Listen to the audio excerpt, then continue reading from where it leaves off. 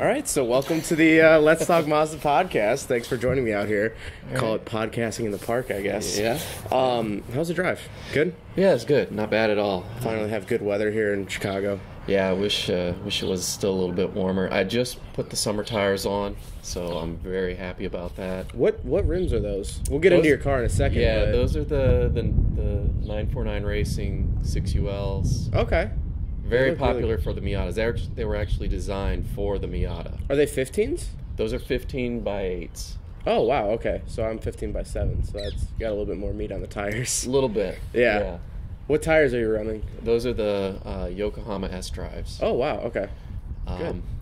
It took me a while to figure out what tires I wanted to run, and those were what Flying Miata recommended. They said that's the setup they have on all their street cars. Really? Yeah. Even the V8s? The V8s, they may go a little bit wider wheel. Yeah. Maybe a 9. Yeah.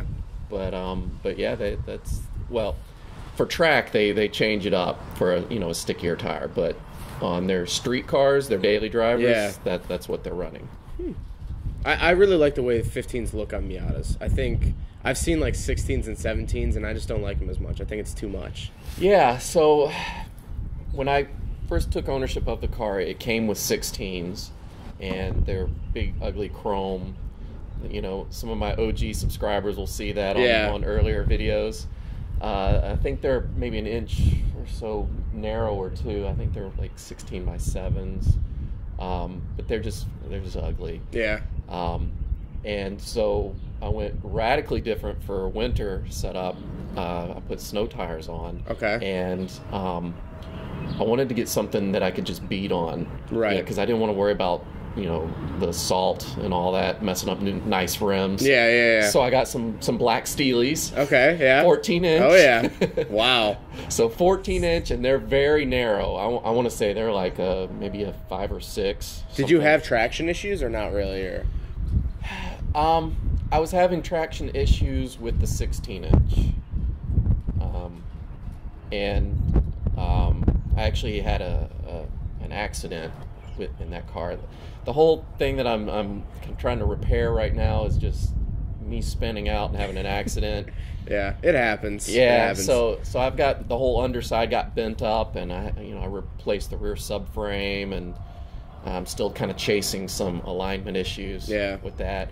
But ever since that kind of freaked me out, I'm kind of like, okay, let me start looking at winter tires, snow tires, and that kind of thing. Yeah. So it's a 97 1.8, right? Yeah. How many miles are on it? I have to look. Probably 120 or so, 124. Okay, not horrible. It looks really clean. I haven't really inspected it yet. Yeah, when I took ownership of it, it had about 50,000 miles. Okay. Wow. So I was watching that video. It's a really interesting story. If you'd like to share that of how you got the car. Yeah. So I've got a lot of really good stories, but I guess the way I got this car is it belonged to my dad. Mm-hmm. My dad was a avid Miata super fan, and he's probably had about 8 of them. Most of them were the NAs. Okay. And so not all NAs. I'm surprised that he ventured off into NBs. I think he had one NB out of all of them. Okay. And so he was a avid Miata fan, and this is the one that he had. Hey, doggy. Oh, it's just a loose dog. All right. Yeah, so he had this one, and he was driving it for a while, and my dad ended up getting sick, and eventually he ended up passing away. It was cancer that took him, and the last month or so of his life, he was just so weak from treatments and stuff that he couldn't push the clutches in or anything. He was just leaving it in the garage, and he knew I was more of a car guy than anyone else in the family, so he basically willed it to me because he knew his time was coming, and he's like, I can't drive it. Yeah. I'd rather you have it because I knew you would take care of it. So that's how I got it. I mean, it was free to me, but right, yeah, yeah. So we had talked, about things we'd like to have done with it, because he was always tinkering on it. He didn't do any massive upgrades on this one, but We talked about eventually, the end game for all Miata owners is, forced induction. Yeah, yeah. A little more power. Yeah. So would you want to go turbo, or I've seen some supercharger setups that are pretty cool. I've driven a supercharged NA. It was the 1.6, but they're fun. Yeah. I think I'm going to go turbo. Okay. I think that's what I'd like. I like the choo-choo noises of the, the spooling up and all that. I do like the superchargers as far as the linear power, that it's just constant, you know. I don't know if it was the supercharger I drove. I drove Gingium's supercharged, the lifted one. It whines all the time. Yeah, so it's always on. I know. And if you really think about it, that might be just the design of that particular setup he's got. Because think about other supercharged cars, all these Chevy SS's or whatever that, they're supercharged cars, and you don't hear that loud whine. Right. So it's just probably the way it's designed or set up or something. So let's talk about YouTube, because that's obviously how I discovered you, is you have your channel Because Miata. Yeah. And what was really cool is that you focus more on, like, repairing and, like, keeping the Miata what it is, rather than all these channels that chop the front end off of them, swap them, and drift them into a wall. Yeah. So, like, what made you start making videos then? So before I had the channel, I was making videos. Actually, if you see some of my videos where I'm repairing the damage of, like, the control arms and the subframe, those were recorded like a year before the channel even launched. Oh, okay. So they're kind of like a flashback. Right, Hey, welcome to the video, and here's some footage from last spring when I wrecked my car, So, I was already making the videos. I just hadn't put it on, a platform online to, make public. But I don't know. I had some other YouTube channels in the past, none auto related, but I was just kind of venturing into that part because that's a huge part of my life. Right. So that's kind of how it got started. Yeah. And like I said, I think it's really cool that you're working on preserving it. Like you did bushings, and I think your latest one was the hood struts, right? Yeah. I think that's really cool because you don't see that much. Right. So for me personally, I'm not a drifter. I'm not a track guy. I'm not a race. I'm just a regular car enthusiast that wants to have a nice street daily car. This is my daily. Right. I've got other cars, but this is the one I prefer to drive. Right. And I want to make it kind of a pure style Miata. I don't need to go wide body and crazy things. I love that kind of stuff, and I would eventually like to get maybe another project car and just kind of go all wild on that. But for my daily, I mean, this was my dad's car. I want to kind of keep it classic. Right. So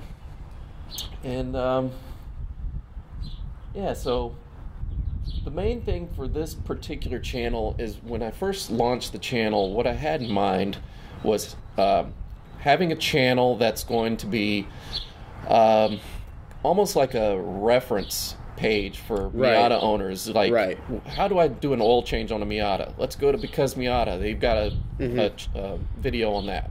How do I, do brakes? How do I do whatever on the Miata? I just wanted to have a reference page, so people could go to do that. And I also wanted to just prove to the average guy or girl out there that working on these cars is really easy. Right. You just kind of have to take the initiative to just jump in and do it. I actually, I have a friend who I've known for 18 years, and I just talked him into buying one. He just picked up one over the weekend. Okay, cool. And he's like, I don't know how to work on this. I'm like, dude, it's not that hard. Like, it's not that daunting. So I'm glad that you're out there saying, it's not that daunting. It's not that scary. Yeah. And the same thing with rotaries too. Everyone's freaked out of working on a rotary. Besides the inner workings of the engine, it's the same. Oil changes are the same. If a radiator goes bad, it's the same as a Miata. So it's really nice that you're doing that. Yeah, I just wanted to show people that it's an easy thing to work on. It's not anything to be scared of. A lot of people worry about their car breaking down. Well, if it's broken down, it's already broken. You can't break it anymore. Just give it a go. See if you can, see what you can do with it. if you break it even worse, you plan on taking it to a shop anyways. Right. Yeah. And because my rear suspension rusted through this last week, it's like kind of separating, so we have to fix that. I was a little bummed out about that, but anything can be fixed with a welder and a grinder. That's it. Yeah. So, I mean, with a little bit of know-how, you can keep these things on the street. Yeah. I really like that color. That's really my favorite color. How do you say it? Montego or Montego? I don't know. I say Montego.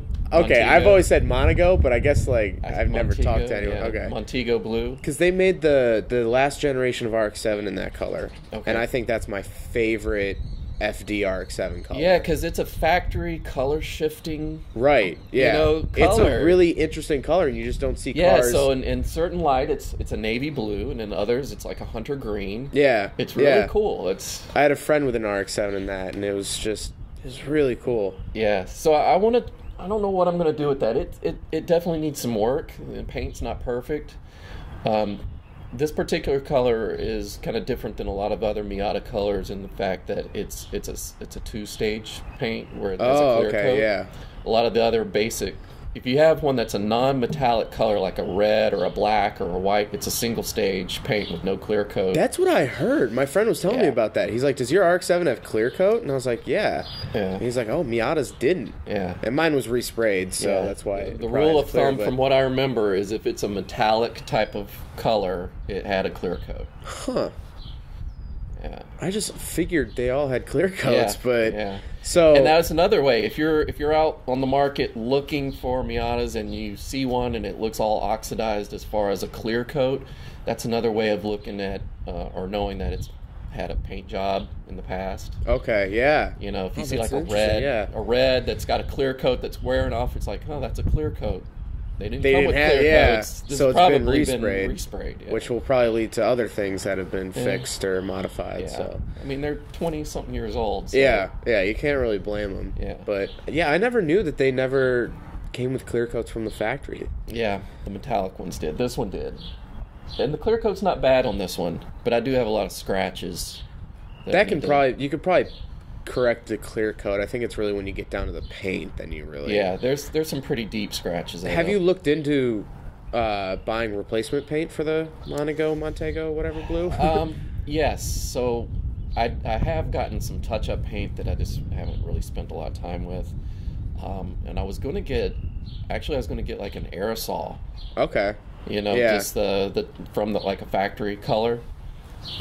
Is that expensive or hard to find? Well, there you get them online. Yeah, and I'm sure there's places that mix them. Yeah, they mix them. They get the paint code and they mix them, and they're $20 a can or something like that. Yeah, which for a rattle can, it's not that. Yeah, it's not horrible. It's not horrible. I mean, I'm not going to paint the whole car with it, but you just kind of mask off certain parts you don't want overspray on, and just kind of feather it in, and it kind of blends in, and then you can buff it in and. I don't know if you've seen Chris, do you know who Chris Fix is on YouTube? Yeah. He did the video about painting the fender, and you fold a piece of paper, and so it as you spray it, it kind of feathers it. Oh, okay, because it has that rounded edge around it. I thought that was a really cool technique. I want to try that sometime. I watched Chris. Before I take on any project that I've never done before, I always I'm on YouTube. I'm looking at that kind of stuff first. And just they have their channels for reference type stuff like that. That's kind of how I want mine too. Right. That's how I originally wanted mine, because there's not a whole ton about first generation RX-7s. Mm-hmm. But then, of course, the engine blew, so I was like, well, let's start modifying it. Might as well. So while I was in there. Yeah. Oh, God. We were doing the exhaust video that should be out by the time this podcast is out. And we were doing the header on it, and we looked at the suspension. We're like, oh, that's messed up. All right, that's the next video is fixing that. So yeah, it's definitely an ongoing. You haven't had too many problems with your Miata though, right? No, none at all. Knock on wood. It's been a great car. Everything that is wrong is basically just from my accident. So right now I'm desperate need to do brakes. I need to do suspension. There's a bunch of things, and the thing is, I've already got the parts. It's just finding the time. I've got a really busy schedule, so just finding the time to do it. and setting up a camera and recording it. Because as you know, that's the tough part. That's for all you people that aren't on YouTube. That's the toughest part of being a YouTuber is, could you do a brake job in an hour or two or whatever? Yes, you could. But if you're going to film it, tack on another 2 hours, right? You know, because you got to get the angles, and then I messed that up. Let me stop and re-record that. But I'm sure you feel the same way, is that if you do a brake job and don't record it, then you feel like you wasted it a little bit, right? Yeah. Just a little bit. I mean, obviously your brakes are done, but like, because you wasted the money on the parts, right? You know? You're like, well, I don't want to. Yeah. What if someone wants to learn how to do brakes? Then you can't provide them that content. So it's this weird love-hate relationship. I totally feel that. And like, is the lighting right? And, and that's another thing, because like I've got a garage. I could work in it, but the sound is awful in there. The acoustics, the lighting is terrible in there. It's just not a good environment to film videos. Well, see, I've started using this little microphone to record videos, and it's great, but because it's not paired up with the camera, then I spend extra time editing, lining it up, and like for some shots, I'm like, is it worth the time to line it up to get decent audio if I just say 4 words? Yeah. So it's definitely, it's not easy. Yeah. It's definitely a lot of added work. So so I'm sure you got a lot of fans out here that want to know about, YouTubing or whatever. I just want to show you, as easy as it is to work on the car, I'm all about ease and simplicity. All my videos, every single one of them, is recorded on an iPhone. Yeah. iPhone. Yeah.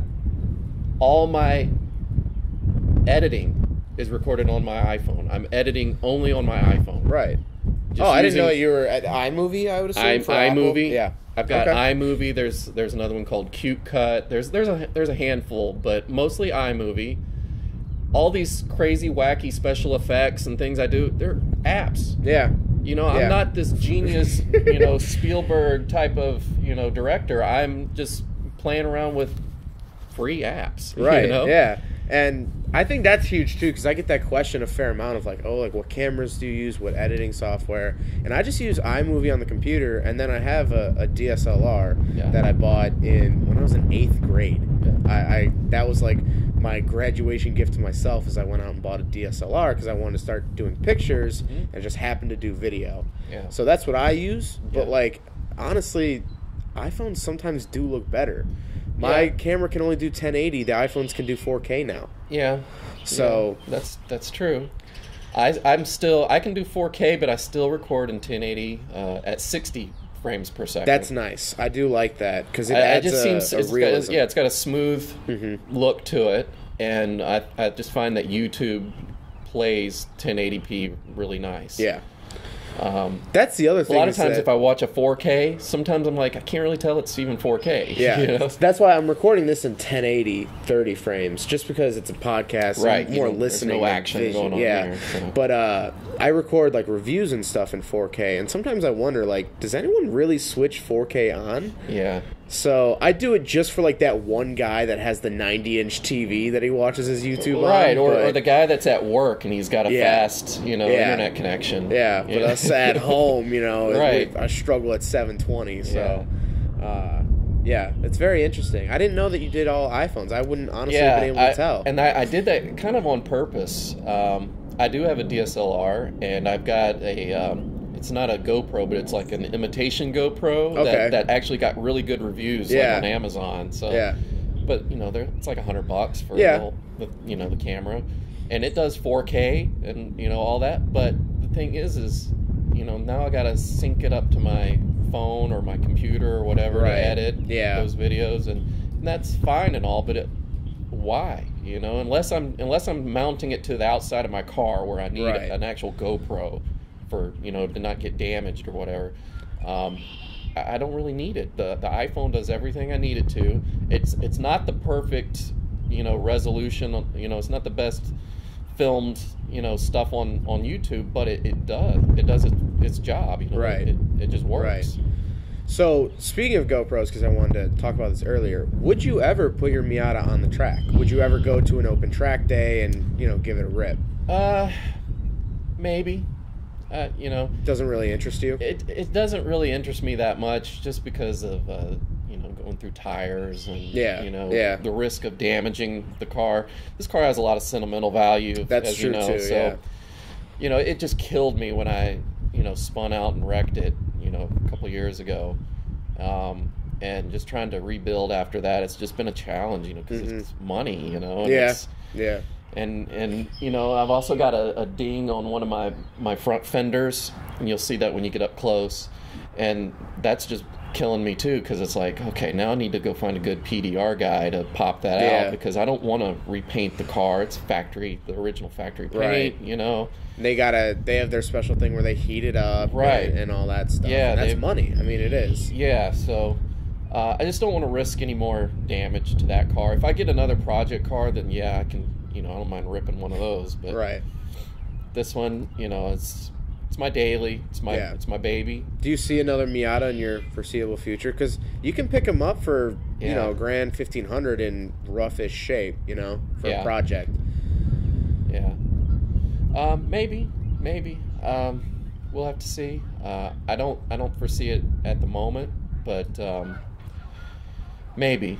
Okay. When I have more time and money and a space to keep it. Cause right that's now true too. That's always been my issue, is money and space. Right. We have a 2-car garage and we have 3 cars. So my Miata stays outside, which is unfortunate. Yeah. But it is what it is. Yeah. My RX-7's the same way. It's a driveway baby, Yeah.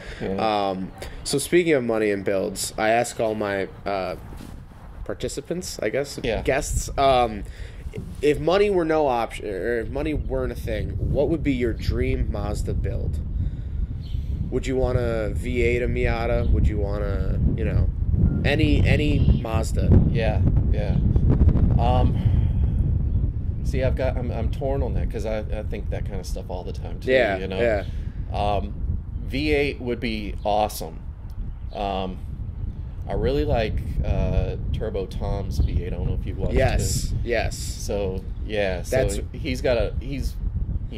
is like a super medically clean NB V8. Right, so. and it was born a Mazda speed. Right. So he actually took a Mazda speed and took out that engine. Which those were turboed, right? Yeah, that's the only turboed Miatas from the factory.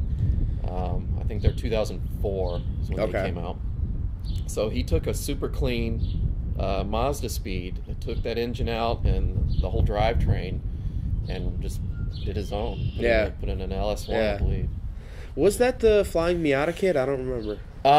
I think he put a hybrid, Frankenstein type thing together. Right, okay. Because there's another company, I think it's called V8 Roadster. Yes, I I've think heard of he that got as well. maybe like a engine subframe from them. Kind of pieced it together. I'd love to get him on the podcast at some point. I think that'd be really interesting to talk about. Yeah. Because he really did it properly. Yeah. And all his builds are that way. They're just super clean. I have a friend who has a V8 Miata at his shop, and I was looking at it. It's really cool, but they just bashed the crap out of the firewall just to get the thing to fit. So props to him for not making it look factory. Yeah, and I guess it probably depends on which V8 they put in. Yeah, that's true. I'm not sure what's in his, but from what I understand, like the LS platform is pretty good as far as fitment. I've also seen people put in the Coyote from a Ford. Yeah. But yeah, so I don't know. I think V8 would be awesome, mostly because of the sound. Yeah. It's weird coming from a Japanese car. You get this little grumble. Right. So I would like that. But if I didn't go V8, I think just Flying Miata turbo setup. Just a real simple, dailyable. Yeah. I think that's. Yeah. I think that's really underrated, because I feel like everyone's like, turbo V8 with nitrous. Right. And it's like, at some point it is too much. Yeah. So I appreciate the simplicity. For a 2,000-pound car, right. You don't need that much power. Yeah. Because you get to a point where you have unusable power, where you're spinning out in every gear, because it becomes you can't fit tires wide enough, and it's just undrivable. Right. So you want it to still be fun. Yeah. And a lot of people have a lot of fun in just a stock Miata, Yeah. And a lot of the complaints you hear is that, well, it's just not powerful enough. You know, it doesn't have powerful. How can it be fun? And these are people that have never driven one. Right. Well, if you really think about going out and riding like on a go-kart. Yeah. Yeah. That's top speed, 30 miles an hour. But you're having you're ear to ear smile, you know, and it's fun because you're low to the ground. Yeah, you're only going 30 miles an hour at top speed, but you're having the time of your life. Miatas aren't that much different. Right. I mean, really, they're not that powerful, but you don't need a lot of power. My friend that just bought one, he got the 1.8 as well, and he was like, man, this thing's like a go-kart. Like, I didn't know that cars actually drive like this. Yeah. I'm like, yeah, there are cars that do handle like that. Very few. Yeah. I'd say probably the Miata. I haven't driven an S2000, but I've heard that they're similar. Yeah. And, you know, that's it. I mean, Porsches, older Porsches. They have that 50-50 ratio front to back, and they handle just really well. Yeah. And just the corners, just fun. They're just fun cars. They're not a drag strip car. They're not a drag strip car. They're driving through the twisties is what they're made for. Yeah. Yeah. So, have you ever thought about going out to the Mazda Miata meetup out at the Tail of the Dragon? Are you familiar with that? Yeah, that's over in Knoxville area. Yeah, because actually right now, while we're filming this, the Rotary meetup is going. So there actually were some Rotary Miatas out there. I saw them doing the twisties, and I was like, that would be fun. That would be interesting too. Yeah, $8,000 redline of Miata. Yeah. No, that would be fun. Yeah, I would like to do something like that. My dad used to take his out west. Yeah, he would go through the deserts and through Yellowstone Park. That's funny because my dad had an RX-7, not the same one that I did. And he did that same trip, and he was like, "That was the best ever." Yeah. So, yeah, I'd love to see you take it on a trip or something. Yeah. I know next summer, or actually this summer, there should be the Mazda Midwest meet again, which I went to back in September, and that was like one of the best meets. It was all classic Mazdas, nothing before 2000 or nothing after 2000 really. Yeah. So it was just all classic Mazdas. Okay. You know, people were barbecuing and playing music. Your RX-7, is that your first Mazda, or have you had multiple? So it's my first one. I bought it in high school, blew the motor. And then I bought another one, second generation. It was an 87. Pulled that motor and then put it into the first one. Okay. So I guess technically I've had two. Yeah. But really I just have one that's just like a mishmash of both of them. Yeah. So that's been a lot of fun. So it has the 13B now. It's fuel injected instead of carbureted like it was. Yeah. And thank God, because I don't deal with carburetors anymore. They're just too much. Yeah, a lot of work. Yeah. So, yeah, my very first car that I've ever had was a 1984 Mazda B2000 pickup. Ooh, I would love one of those. Yeah, 5-speed. Okay. Or was it 4-speed? I can't remember now. It was, I think it was 5-speed. Okay. But, yeah, very cool, especially for a first car, It's kind of your beater. And then after that, I had a Honda CRX for a little while. Okay. But after that, 1983 limited edition RX-7. Really? I didn't know you had an RX-7. Really? Yeah. This was back in the day. Yeah. So it had the 12A. So this one was the limited edition, which was in the silver color with the red pinstripe and red vinyl interior. Supposedly it had an upgraded stereo, although I couldn't really tell. But whatever was with the limited edition. Mine came with the optional 6 speakers instead of 4, and I can't even hear out of half of them, so I get that feeling. Yeah, so I had that for a couple years. How'd you like it? I liked it, but this was really before I knew what I had. Yeah. I was in high school. Right. So I didn't really know much about it. Which brings me to another thing that I think it's important to tell people. I was always a car enthusiast, but I was never what I would consider a car guy as far as like working on cars. Right. I always had anxiety, I guess, with I don't want to mess it up even worse. I don't know what I'm doing. I'm not a trained mechanic, and I wanted to just tell people that I think it's important that you need to know I've stated this on my channel before. If you own and operate your own vehicle, you should know the basics on how it works. Right.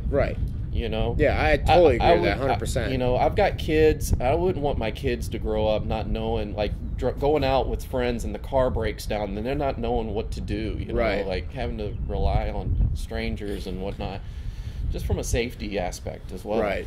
But for so many years, I was being taken advantage of, taking it to a shop or to a dealer, and they just, unfortunately, that is what happens. They just bend you over, and you got to take whatever they give you. You know? Yeah. And perfect story is I was rocking a Saturn. An Ion? No. Okay. It was an SL2, which was nice. It was actually nice. It was kind of it has those unrustable body panels, also known as plastic. Yes, very very plasticky, but it was a very nice car. It had like a tan leather interior and a sunroof. It was a nice car. So basically, what happened is my muffler got trashed, and it was got clogged up, and so the engine was like sputtering and dying. So I didn't know what to do, because at this point in my life I wasn't a car guy. I was like, okay, I gotta take my car to the shop because I don't know what I'm doing. Yeah. So I take it in. They're like, oh yeah, your muffler needs to be replaced. And because I'm an idiot and I didn't know any better, I won't say idiot, I was ignorant, because I wasn't trained in any of this. You just weren't aware. And honestly, I took it to the dealer. You don't take it to the dealer. I took it to the dealer. Yeah. And so he's like, yeah, we can swap out the muffler and all that. Basically, it was like a cat back type replacement. Well, that was going to cost me, I want to say it was like $700. Yeah. From the dealer. So I put it on a credit card, and I'm like, all right, done. Sure, yeah. So let me think for a second. I may be lying here. Okay, no. Let me take that back. It wasn't the muffler. It was the catalytic converter. The catalytic converter. Yes. Because this is two-part. Catalytic converter got melted up, destroyed, and that was what was causing the problem. I took it to the dealer. They replaced it, and I want to say that was the $700. That makes more sense, yeah. So when I had him do that, I pulled away from the dealer, and I was like, all right, great, got this fixed. Halfway down the road, started doing it again. I'm like, what the hell, Yeah. So I turn around, go back to the dealer, and he looks at it again, and he's like, you know what? The old cat that we took off, chunks of that had traveled through the pipe and clogged up your muffler. So now we need to replace your muffler also. And I was like, well, how much is that? And he's like, yeah, it's probably another $700. And I'm like, you gotta be kidding me. Yeah. So he's like, he pulled me to the side. He's like, listen, down the street, there's a CarX. Have him weld on like a cherry bomb or something. Yeah, just something. Something, you could probably get out, get some for under $100 or something. Yeah. So I was like, all right, I'm just going to limp over there and see what they can do for me. So I go over there and talk to the guy at CarX, tell him the whole story, how I spent the $700 on a catalytic converter. And at this point, I didn't even know what a catalytic converter did. I was just ignorant. And he's like, you're kidding me. He's come over here and look at this wall. He showed me the wall of cats and pipes and all that. He's like, this is a universal catalytic converter. I could have welded this on for $99. Yeah. And at that point, it just kind of hit me that this whole time, because of my ignorance, I'm tired of being ignorant. I'm tired of being taken advantage of. Right. These dealers and these other shops, they could have made something up and said, oh, yeah, you need this new O2 sensor and you need all this stuff with it. And all. Yeah. They could tack on whatever they want, and I would just take it because I didn't know any better. So that was the turning point in my life that I started reading and watching videos and just showing interest in how engines work. Yeah. And it doesn't have to be an every spare time you're tinkering with it. Right. I feel like people think that, like, you either know nothing about cars or you have to spend every waking moment with that. And that's just not true. Yeah. So, even if you have let's say you have a job where, there's a lot of downtime and you're just on your phone or at a computer or something, you're just kind of watching videos on your breaks or whatever. I mean, just squeezing time in, before you go to bed, watch a video on your phone or something. Or if there's something bothering you, like you've heard a knocking sound on towards the back of your car, look up that car model online and just put knocking sound and do searches to see what other people have discovered. And or even one of the best things I ever did is my friend had a KA engine out of a 240SX, and it was just hanging there because we just pulled it out. He got a second one with the car that he bought, and it was just hanging there on the hoist. And I was talking to my friend who was a lot older than me, and I was just pointing. I'm like, all right, what's this? And he explained it to me, and I'd just point to different things. And I knew what most of them were, but I had questions on a couple of them. And that honestly helped out a lot, just identifying what things are and what they do. And you get this vocabulary and this kind of, booklet in your head of what things do. So, like, if a car's overheating, well, let's think of the cooling system. What would cause that to happen? And I think that's super important as well. And one thing you'll find is that most cars, the parts all look kind of similar. An alternator looks like an alternator. You know? They're different sizes, they're different widths. Right, but once you point it out, a turbo looks like a turbo. Yeah, it's funny you bring up those two because I see that online all the time. Everyone's like, what turbo is this? And it's the alternator, and you're like, come on. Yeah. But, yeah, I mean, like, of course, intakes are going to be shaped different to the chassis of the car, but other than that, they're all really similar. Yeah. Pistons look like pistons. And when you're even getting to the point of pistons, not a lot of people are even taking the engine apart to even see the pistons, Yeah, 99% of people won't ever see their pistons in their car. Right, but that doesn't mean you should be scared of it. You know? I fully think that you should just jump in and try to do everything. And that was the goal with this car, is do as much as I can without having to take it into a shop. Right. Now, there are certain exceptions. Like for this one in particular, I probably am going to take it in for a PDR professional to, pop out some dents. Yeah. I've got another video where I showed that I had some hail damage. Yeah. I tried. I popped up, opened the hood and tried looking underneath, see if there's even indentions where I could try to pop them out. Like a suction cup or something. There's no way. You have to have so many specialty tools and things like that. See that things like that. Let the pros do that. They've got the tools. Because that's the other thing is that actual nice good shops, they have thousands of dollars worth of tools just for one little thing, and so stuff like that. I totally understand. I would take my car to a professional too. I would never paint my car or anything. So there's a lot of adventures I've got in store. I've never done a timing belt, but I know it's coming. I'm going to have to do it eventually. Yeah. And I shouldn't be anxious about it. Just watch some videos, read some books. I've got a Haynes manual. I've got. That's also a great start too. Yeah. Is I kept my Haynes manual on my desk up in my room, and so when a video was rendering or whatever, I'd sit there and flip through it, and just getting familiar with that is a huge step as well. Yeah. So I think that's really good. And it's baby steps. You don't need to have your timing belt be the first job you ever do. Start off with something light. But even before I was a car guy, I still changed out my air filters and simple things like that. But at least it gets your foot in the door, like, hey, I'm actually doing something on my car. Speaking of which, don't accept the air filters from Jiffy Lube. They always try to get you on that. I worked at Jiffy Lube for 4 months. Okay. And I guess that's the first time I've ever said that on camera. I always said lube shop. It was Jiffy Lube. Don't buy their stuff. They oversell the air filters and stuff. And so that's a great place to start. Is just check your air filter. Figure out where it is, figure out where it clips in, and start there and start small. Yeah, I mean, minimal tools required. That kind of stuff is super easy. Yeah. So yeah. Well, awesome. We can find you at Because Miata on YouTube, Because Miata on Instagram. I'm also on Facebook and Twitter. Oh, awesome. All at Because Miata? Because Miata. Awesome. Yeah. Well, thank you. This has been fun. We'll definitely have to take a look at your car after this. All right. So cool. Thank you. There goes a sight from my soul.